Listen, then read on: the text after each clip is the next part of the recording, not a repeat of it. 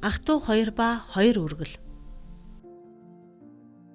Каин Абель хоёрын эцэг эх болох Адам болон Евад яг л ижил байдлаар соригдсон ах トゥ 2 байв. Тэд хэдий ахан дүүсч гэлээ зан чанар үйл хөдлөлөөр хоорондоо тунчиг ялгаатай төрсөн байлаа.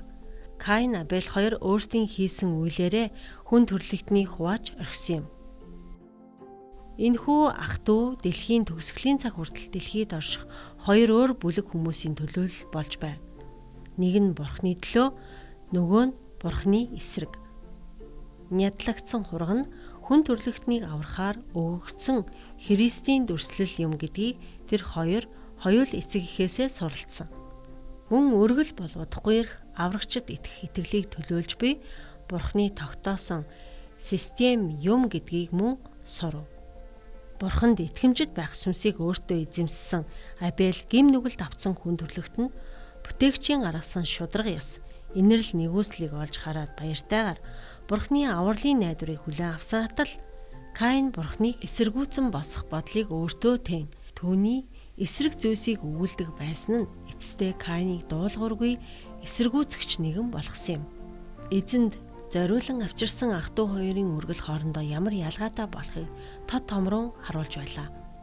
Бурхан түүнээс дээгүүр ирэх мэдэлтэй гэдгийг Каин хүлээн зөвшөөрсөнгүй.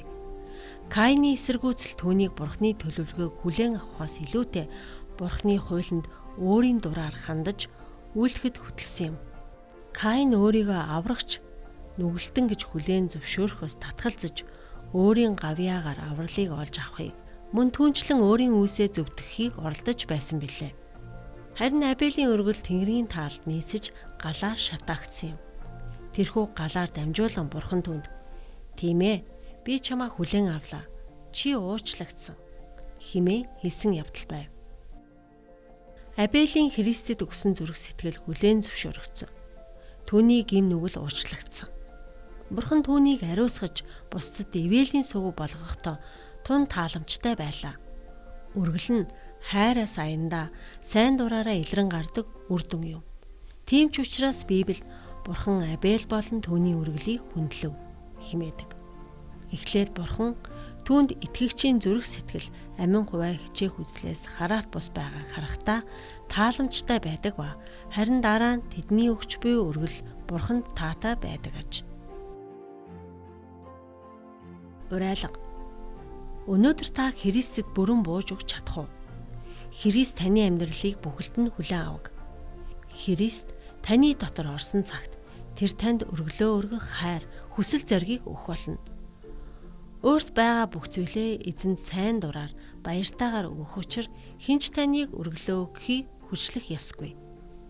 Ийхүү Бурхан таныг болон таны өргөлийг хүлээн авах болно. Яг л тэрээр Абель болон Абелийн өргөлийг хүлээн авсан шиг.